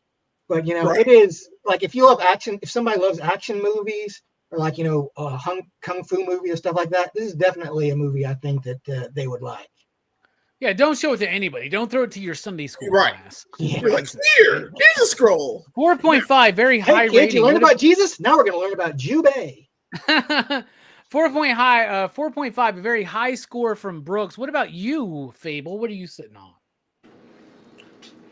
I don't think I appreciate this navel gazy bullshit you're talking about with Your Name. You've been saying that shit for 3 weeks. I don't think I like it too much. I gotta Google what the fuck it means, man. Yeah, I don't know what you're talking about. You act like you've never seen a good romantic comedy. Give me a break out of here with this nonsense. High fidelity. It's a romantic science fiction movie. Let's put it anyway, we're not talking about that movie. Yeah, I mean, it's not perfect, right? But it's so cool, right? It's so cool. There's a cool factor to this thing You that can is say like. badass, Fable. It's okay. No, I'm trying not to. You notice, right? I'm trying not to say that. It's badass. He's such a it is Johnny Lawrence right now. badass. Don't be a Yes, pussy. Just say badass. it's so badass. Say it. It definitely talks. I don't know. I could only speak for my guys out there, but like, you know what I mean. A good young man who likes to see some badassery. You know what I mean. I can definitely recommend this to guys that are teenagers and stuff like that. I think they'll dig this shit. You know what I mean? Because of all the titillating stuff that goes on and all the violence and the cool characters and things like that. And people keep talking about a series. I can't believe this shit wasn't a video game. I can't believe that Capcom didn't take this shit and make a fighting game out of this shit. It's boss fight. I think they were trying to make a video game out of it, but it always panned through. Like it didn't. You know what this shit reminds me of? Metal Gear. I don't know if you've ever played Metal Gear, but Metal Gear is like boss fight after cool ass boss fight, and it feels like Guilty Gear. No, Metal Gear. The Snake. Like Metal Gear Solid. Metal Gear Solid. Oh, damn. Yeah. I didn't play the OG. I played now. Okay. Yeah, you know what I'm saying, but it's like that. It's like Snake is a badass. He's he goes. Yeah. Yeah, and it's like he moves from Ocelot to fucking the ninja dude. Right. Yeah, everyone like it's and all the yeah. villains I are can see kind of that. over the top, right? They're kind of silly but cool at the same Gimmicks time. and shit. Yeah, I can't believe this shit wasn't a video game, to be honest with you. But yeah, no, this one is great. It's a classic. It is. I think it is influential in a lot of ways. I really do. I'm not the expert. I couldn't tell you what exactly it influenced, but if this came out in '93, it absolutely influenced stuff that came after it, at least in the space of anime, and maybe other things that I'm not aware of. So I'm gonna give it a 4. I think it's solid. I think 4 is a solid score for this. It's not super deep, but like everybody here said, I don't think it ever was meant to be deep. I think it was meant to make you be like, hell yeah, dude. Like, you know what I mean? Badass. That's it. That's my last badass of the night. I promise. All right, a 4 you digs from Fable. What about you, Verno? Man, I'm struggling, man. I feel like here on PCP and over on Blood Splatter Chatter, we all think like a 3.5 is a bad score. That's a very fucking good score. It's a 7. That's a really good score. Yeah. And I don't want to go 3.75. I don't want to ruffle Robbie's feathers. Your feathers look great tonight. I don't want them ruffled. I don't want any of that. So you could do a 3.69. I wouldn't be mad. No. So. I'm gonna go. And the reason why I'm gonna go this a 3.5, as my brother Link likes to say, with plenty of room to grow. And I think I'm gonna go and revisit your anime, which I recommend everybody do. What's the first one I should watch? If I'm only gonna watch one that you guys have covered, what is the one that I have to watch? Your name. Watch your name. It's hard. I would say either Kira Mononoke. Princess Mononoke might be more of a complete experience. All right. Yeah. Well, anyway, I think just from the way you guys are even talking, I think there's a lot better out there. You know what I mean? Yes. And to compare it against that, I feel like 3.5, just from my novice point of view, I feel like that is a solid score for this flick, man. I feel what you're saying. You know, there are better drugs out there than marijuana. But weed is there are also a lot of wrong. drugs that marijuana can gateway you into that aren't so good, right? But like marijuana could be Ninja Scroll, which could lead you to Princess Mononoke, which would be shrooms. You know what I'm saying? So I mean, that's what I'm saying. There's definitely stuff in this that I feel like they said, "Oh, we can do that." Like you said, the snake coming out of the woman's vagina, or the shit like that. It's like, oh, we can go there. Okay, we're gonna go there, and of course, there's better stuff, you know. And I think the most influential thing about this movie is how it made so many American teens in the '90s seek out more of this shit. You know what I'm saying? Because you weren't getting this in your rom-coms of the late '90s. You weren't getting this from not at all. You know, even indie comedies in the '90s. So some interesting takes. That's a solid score. 3.5 is a very good score. We understand that. I agree. What about you, Link? What are you thinking? The critic in me, the troll in me, wants to say like 3.75, you know. But I will even it out at a solid 4 just because of the kick-assery. Shout out to Mark Millar, because it did reminds me of like a Mark Millar book. Like we were talking about, it's aimed at like perfect entry for like teenagers. That's a Mark Millar story. Yeah, adults could enjoy them and read them, but if you're a teenager, Mark Millar fucking speaks to you, you know. And I think this anime is definitely like it's a gateway, you know. It's gonna get people who are kind of on the fence of anime, if they're gonna catch a scene and like, oh shit, that's actually really cool, you know. I got to check out to see if there's more of this out there, you know. The story is paper thin. It's not paper thin, but it's thin, you know. But it's not the focus. The focus is the visuals, and I think they know that. And the fact that shit, over 30 years later, we're still sitting here talking about this movie. I think that speaks on its iconicism. Iconism. We'll go with that. Yeah, I just think it's, you know, it's a solid anime. It gets in, it gets out. You know, like 2 pump chump. Solid 4. Hell yeah, I like that. I like it a lot. All right, for me, I came in tonight ready to give this movie a 3.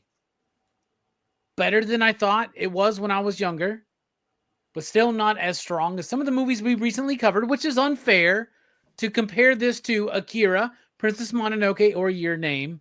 Verno, watch any of those.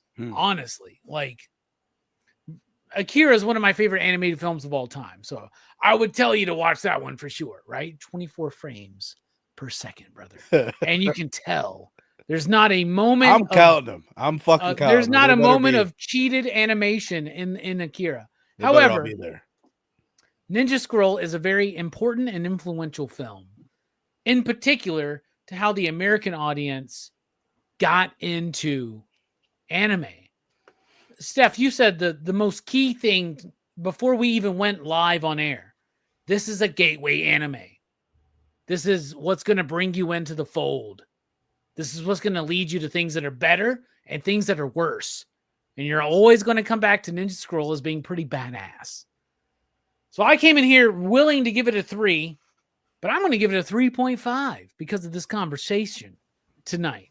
So a 3.5 from me and from Verno, a 4 from Link and Fable, a 4.5 from Brooks, and a perfect score of a 5 from Jelani for his pick on Jelani Week. That's a PCP average, 4.0.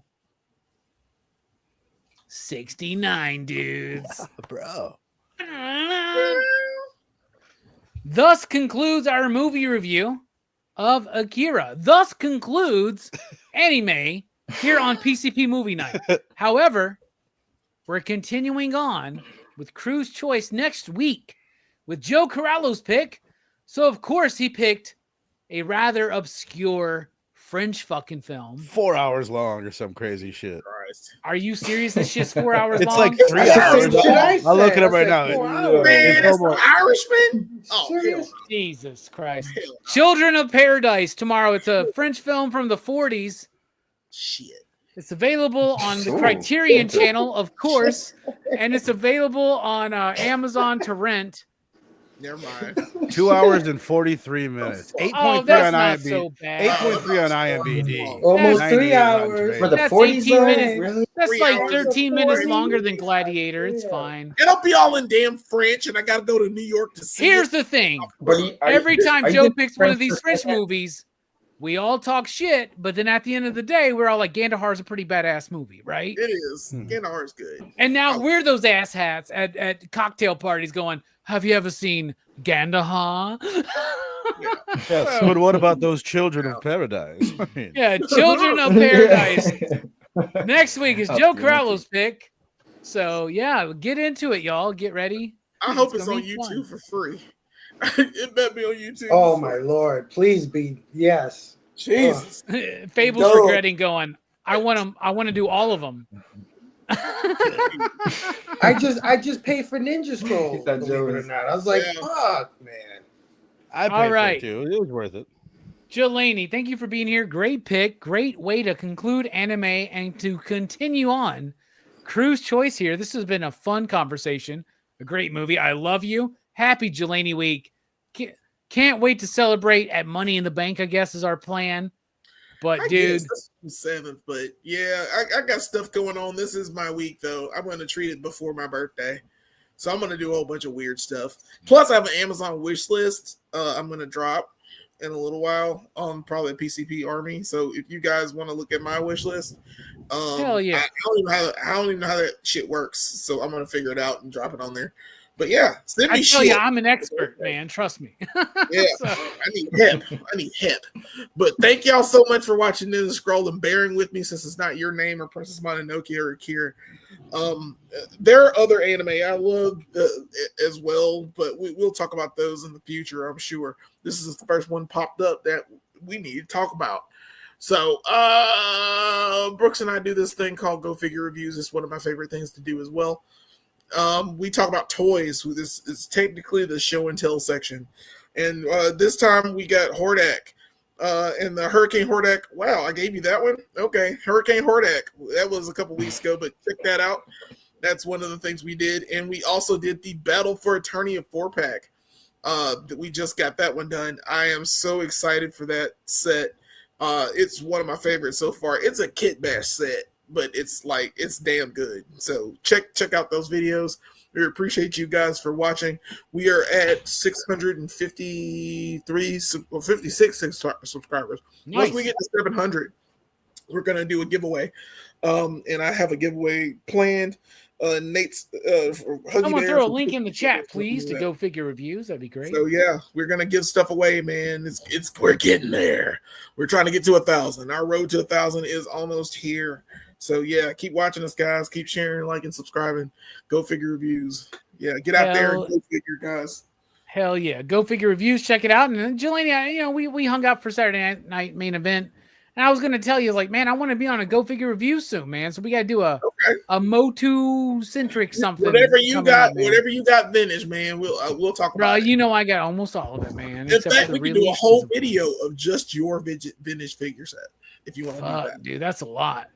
Yeah, That'd be a 4-hour video, man. I don't know about that, but we'll see what happens. We'll talk about it. Brooks, thank you so much for being here.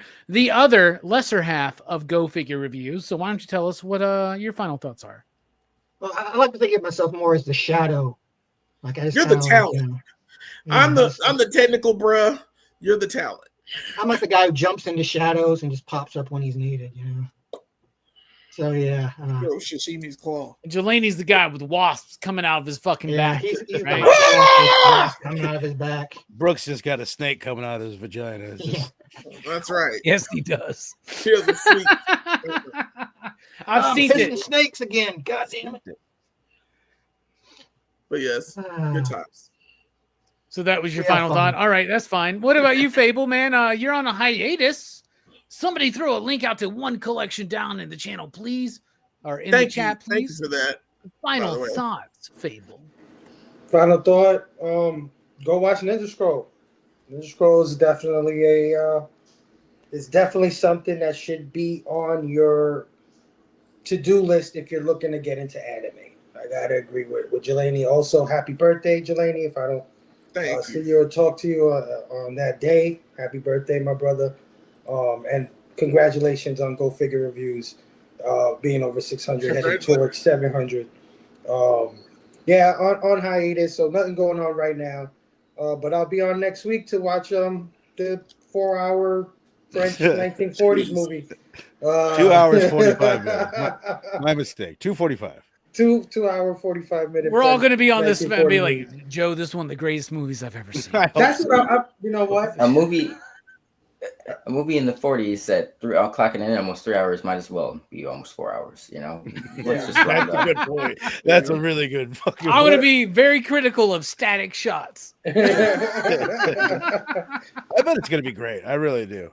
The rating. Why'd you be awesome? And we're like, God, why we not talk about this sooner? No, for sure. I have a feeling. I think it's in a different language too. I'm pretty sure. So I'm pretty sure it's in French. Who chose Fateful Findings? Oh, me. Robbie, totally me. Damn, Robbie. I thought that was Citizen Kane. It was supposed to be bad movie April, man. Okay. Right. It really is the Citizen Kane of bad movies. You're not lying with that. It beats the room. I think it beats the room. Damn, I was gonna say something about shit. I did not hit her. I did not Oh yeah, I was gonna say that. I'm pretty sure I'm gonna watch this Children in Paradise and be like, God damn it, it is good. Because I felt the same way about Your Name. I was like, what is this shit? This is What one is of this the best- navel gazy shit? Yeah, what is this navel gazing bullshit? This lovey-dovey nonsense. And then by the end of the movie, I'm like, oh my God, that was so fucking You're good. invested. Yeah. So yeah, Verno, man, catch us next week, man. hell yeah. Verno, navel gazy is like, you know, you remember that music, that emo music from the 2000s where it's like the guy's writing these singer-songwriter songs about the woman that left him and how he can't get his life together. That they're just looking down at their fucking navel the Country. whole time. You want to know They're what I was so thinking? goddamn sad, right? What is Yeah. another time a person might be staring at one's navel? Think about where their head would be. I'm like, what the fuck? What kind of blowjobby? Yeah, that's what I was That's what I was leaning towards. You know, Blowjobby. But I digress. Navel gazing. Verno, we got new names for movies now. It's like this movie's grilled cheese. This movie's blowjobby. It's a navel gazer.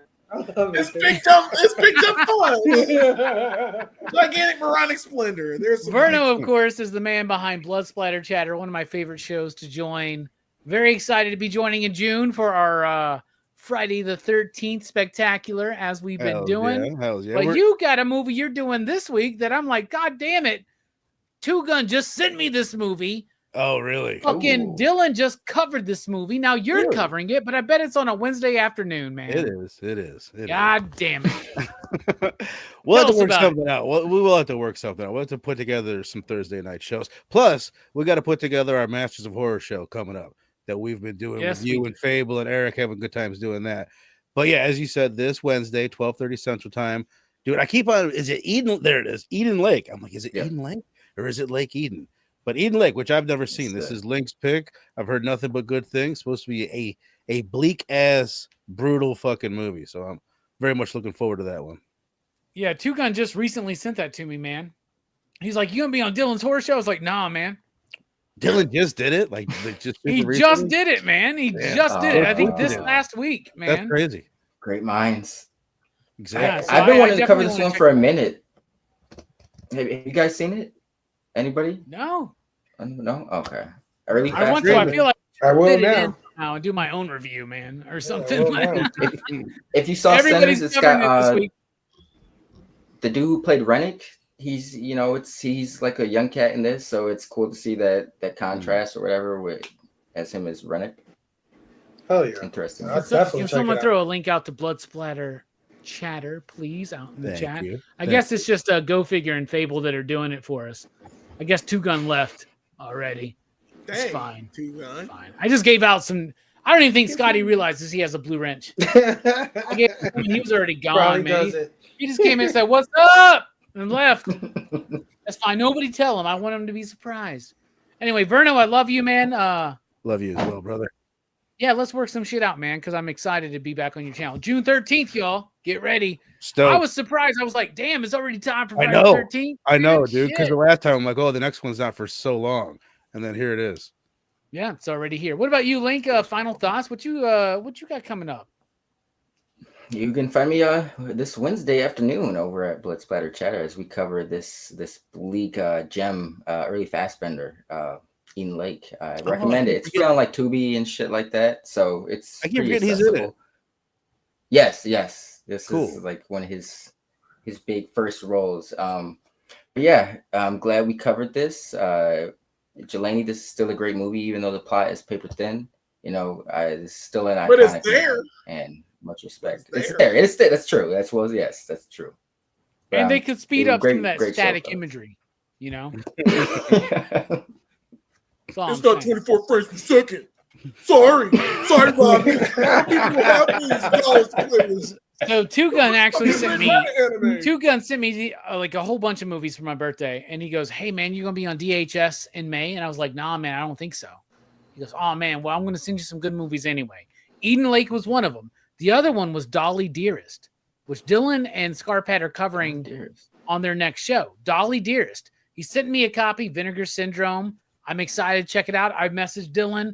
I go, "Hey man, this Sunday I'll be there. Let's fucking do it. It's my boy Jelani's birthday on Sunday, but I'm gonna do this fucking show with you. And he goes, hey, man, we actually got something going on. We're doing it on Monday. Can you do that? And I was like, no. Fuck. PCP movie night is Monday, Dylan, for like 5 years now, man. Like, what the fuck, dude? So I will not be on that show either. However, they're doing that one. But yeah, join us next week as we talk about Children of Paradise, the favorite movie of everybody. I'm very excited. You know, we're going to love it. We're going to wind up being like, this is the most awesome, pretentious movie I've ever seen, Joe. And fuck you for this pick. I'm going to tune in. You guys are going to be like, it was badass. It was so badass. Really? Who's even going to be on that fucking whole show? tit in his mouth. The whole tit. That's where they got there. Oh, my God. All right. I'm looking up real quick. Who's going to be on this fucking movie review? Let's see. Drop down to my notes. There they are. For this show, we will have Jelani, Brooks, Joe, and Fable. So we still have an open spot if anybody wants to join Children of Paradise. That's pretty fucking funny. And the only reason why we have Fable is because Fable said, I want to do all of them. I'm on hiatus. I just wanted to hang out with you guys. Jesus. We want to hang with you, man. We want to hang with you. Love your face. Fun to have Joe on the channel. We thought Joe was going to take this. My favorite part is when we're done with the seriously. stream. I feel like Joe only does PCP movie night, so we can chat with us for an hour about what's wrong with the comic book industry afterwards. Yeah, what's wrong with the comic industry. Anyway, we'll have to deal with that next week. So, Steph, if you want to join us, man, we got an opening, man. If you want to watch some French 1940s 2.5 hour long fucking Definitely movie. think about it. Definitely think of put some heart I was gonna on say that don't one. leave me alone, here, but you know I understand completely. All right, we If love I- you. I- We're dipping out. We're ending anime, but Cruise Choice continues next week. Check out Blood Splatter Chatter. Check out One Collection Down. Check out Go Figure Reviews. Check out everybody that I like.